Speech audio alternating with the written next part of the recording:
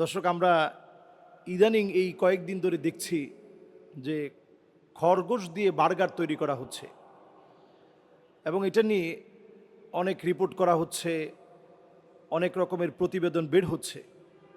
এখন খরগোশের গোশত আদৌ আমাদের জন্য জায়েজ কিনা, এই বিষয়টি আমরা না জানার কারণে অনেকের কাছে এই বিষয় নিয়ে নানা রকমের মন্তব্যের সৃষ্টি হয়েছে।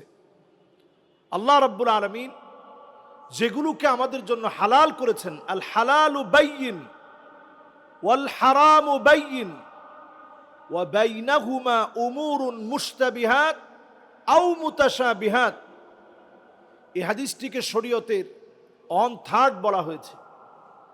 তার মানে 1/3, সুলুসুদ্দিন বলা হয়েছে, দিনের 1/3 এটাকে উল্লেখ করা হয়েছে। অত্যন্ত গুরুত্বপূর্ণ, যেটা হালাল এটাকে আপনি হারাম বলতে পারবেন না। হাদিসের ভিতরে স্পষ্ট, সহিহ বুখারীতেও হাদিসটা আসছে, সহিহ মুসলিমেও হাদিসটা আসছে। মারারনা ফাস্তানফাজনা আরনাবান, সাহাবায়ে কেরাম একটা খরগোশের পিছু নিল এবং দৌড়ানোর মতো দৌড়ালো।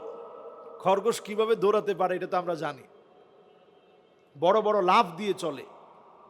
তো দৌড়াতে দৌড়াতে খরগোশ যখন অনেকক্ষণ ক্লান্ত করে ফেললো, আয-যাহরানি ফাসাউ আলাইহি ফালাগাবু, সাহাবায়ে কেরাম দৌড়াতে দৌড়াতে সবাই ক্লান্ত হয়ে পিছনে হটে গেল। ক্বালা ফাসাইতু হাত্তা আদরাকতুহা, বর্ণনাকারী সাহাবী বলছেন যে আমি ক্লান্ত হই নাই, হাল ছাড়ি নাই, তার পিছনে পিছনে আমি যেতে লাগলাম।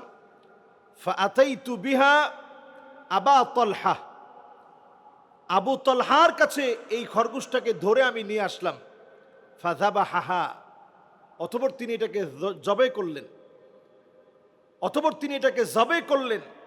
জবে করার পরে ফাবাআসা বিওয়ারিকিহা ওয়া ফাখিযিহা, এটা রানের অংশ এবং পিছনের অংশটা নবী করিম সাল্লাল্লাহু আলাইহি ওয়াসাল্লামের কাছে পাঠিয়ে দেওয়া হলো। নবী করিম সাল্লাল্লাহু আলাইহি সাল্লামকে যখন দেওয়া হলো, ফাআতাইতু বিহা রাসূলুল্লাহ সাল্লাল্লাহু আলাইহি সাল্লাম ফাকাবিলাহু, নবী করিম সাল্লাল্লাহু আলাইহি সাল্লাম তা গ্রহণ করলেন। তো নবীজি সাল্লাল্লাহু আলাইহি ওয়াসাল্লাম যেটা গ্রহণ করলেন, নবীজি সাল্লাল্লাহু আলাইহি সাল্লামকে যেটা হাদিয়া দেওয়া হলো, এই বিষয়ে সমস্ত ইমাম একমত। ইমাম আবু হানিফা আলাইহির রাহমা, হানাফি মাযহাবের সমস্ত উলামায়ে কেরাম, শাফি মাযহাব, মালিকি মাযহাব, হাম্বলি মাযহাবের সমস্ত উলামায়ে কেরাম একমত। নবী করিম সাল্লাল্লাহু আলাইহি সাল্লাম এই ব্যাপারে কোনো দ্বিমত করে নাই। এজন্য আমরা যেভাবে আমাদের দেশে দেখি মুরগি যেভাবে বিক্রি করে, ঠিক তদ্রূপ খরগোশগুলো বিক্রি করা হয়। সেই খরগোশের ভিতরে 2টা ক্যাটাগরি আছে। একটা হচ্ছে নখযুক্ত, বড় বড় নখযুক্ত, আরেকটা হচ্ছে 2 খোরযুক্ত। যেটা বড় বড় নখযুক্ত খরগোশ, ওইটা খাওয়া যাবে না।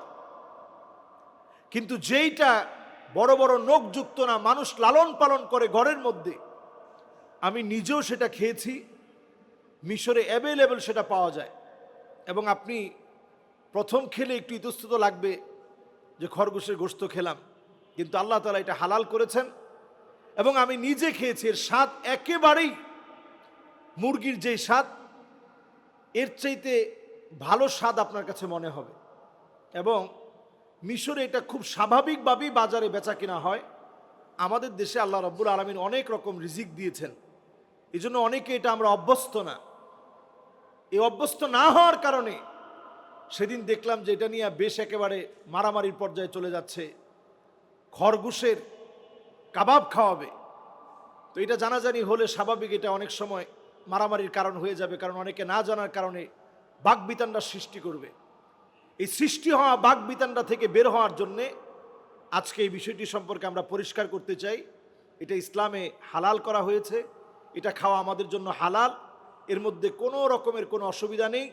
তবে 2টা প্রকার রয়েছে, আমরা সজাগ হয়ে খাওয়ার চেষ্টা করব। যদি আমরা কেউ খাই যেটা রাসূলুল্লাহ সাল্লাল্লাহু আলাইহি সাল্লাম পছন্দ করে খেয়েছেন, সাহাবায়ে কেরাম পছন্দ করে খেয়েছেন, দৌড়ে ঘাম জড়িয়ে তারপরে ধরেছেন, অনেকে ক্লান্ত হয়ে গেছেন, অন্যজন হাল ছাড়ে নাই, তারপরে তিনি ধরছেন, আরেক সাহাবী আবু তলহা তিনি জবাই করেছেন, রসুলের কাছে পাঠিয়েছেন, রসুলও স্বাচ্ছন্দ্যে গ্রহণ করেছেন।